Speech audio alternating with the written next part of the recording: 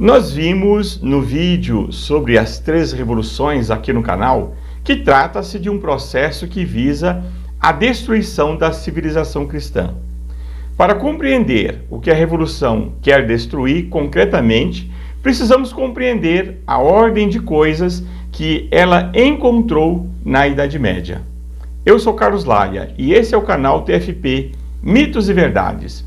Nesse vídeo vamos conhecer a ordem que a revolução deseja construir para assim entendermos a sua maldade e a sua malícia.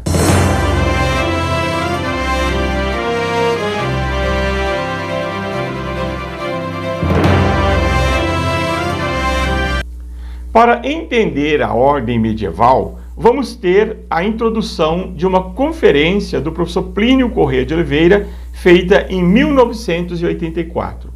Abro aspas para o Dr. Plínio.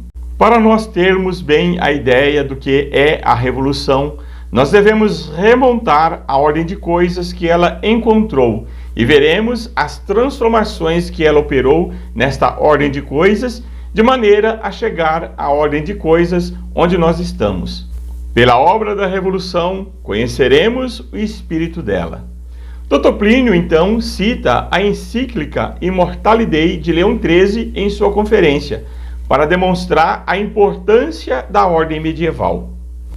Tempo houve em que a filosofia do Evangelho governava os estados.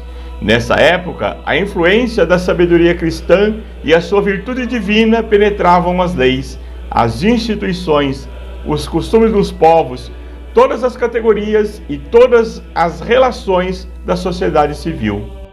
Então, a religião instituída por Jesus Cristo, solidamente estabelecida no grau de dignidade que lhe é devido, em toda parte era florescente, graças aos favores dos príncipes e à proteção legítima dos magistrados. Então, o sacerdócio e o império estavam ligados entre si por uma feliz concórdia e pela permuta amistosa de bons ofícios. Organizada assim, a sociedade civil deu frutos superiores a toda expectativa, cuja memória subsiste e subsistirá, consignada como está em numerosos documentos que artifício algum dos adversários poderá corromper ou obscurecer.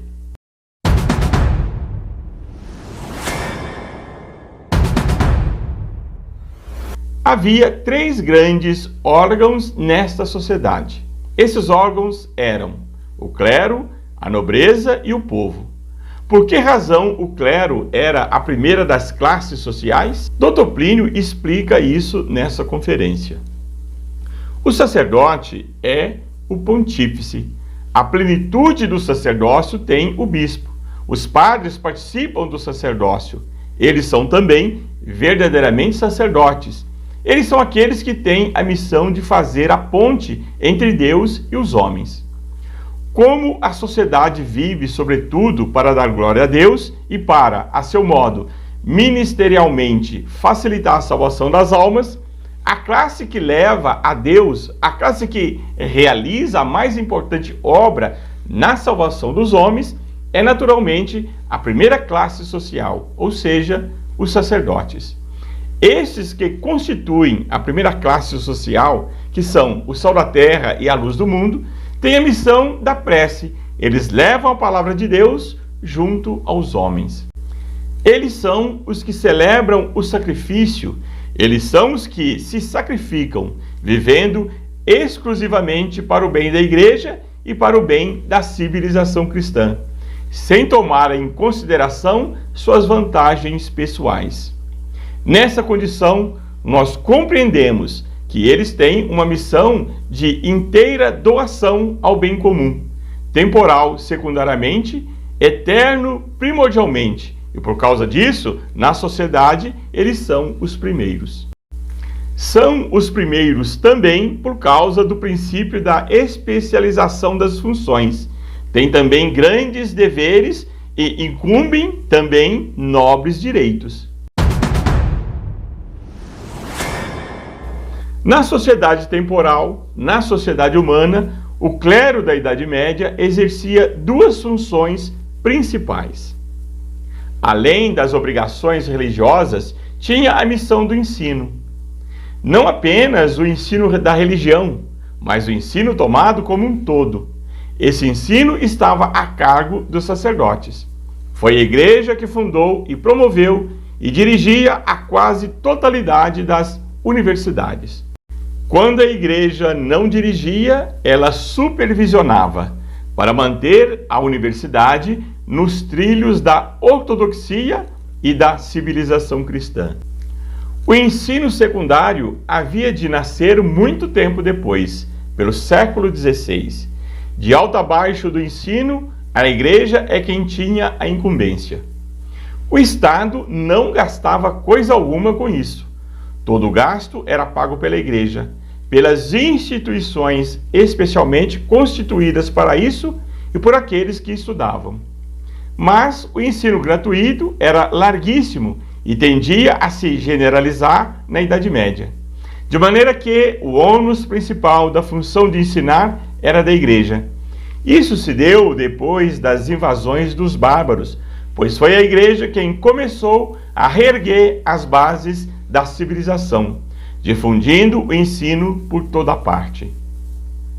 E como, acima de tudo, convém que o ensino conduza as almas a uma conceituação límpida e exata da única religião verdadeira, a católica apostólica romana, era excelente que em mãos da igreja estivesse o ensino. Outra grande contribuição da igreja na Idade Média são as obras de caridade. Nos fins dos tempos antigos, quando a igreja já tinha saído das catacumbas e já iluminava todo o Império Romano, começaram a aparecer os primeiros hospitais, fundados por católicos, com o intuito de recolher os pobres doentes que jaziam, por um lado e para o outro, dos os primeiríssimos e remotos elementos da medicina sistemática começaram a nascer. Por exemplo, o uso da água para lavar as feridas. Este uso foi conhecido nos hospitais na Idade Média. Foi um conhecimento adquirido nos hospitais católicos. Esta tarefa levava a igreja à cabeceira dos doentes até o momento em que o moribundo, tendo recebido a extrema-unção, entregava sua alma a Deus. E desempenhando tão importantes funções, a igreja haveria de ter também os seus privilégios. Privilégios que não se devem ver como um pagamento da sociedade a ela.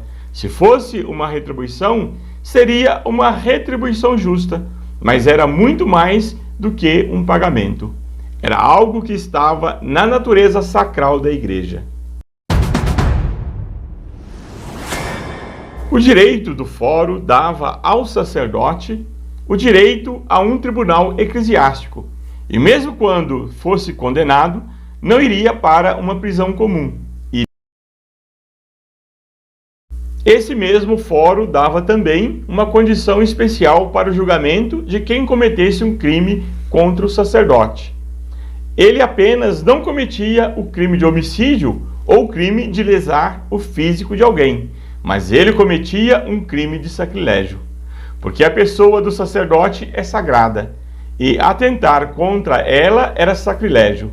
Por isso, o processo passava para a igreja, e era o tribunal eclesiástico que iria julgá-lo. O sacerdote gozava também da isenção do serviço militar.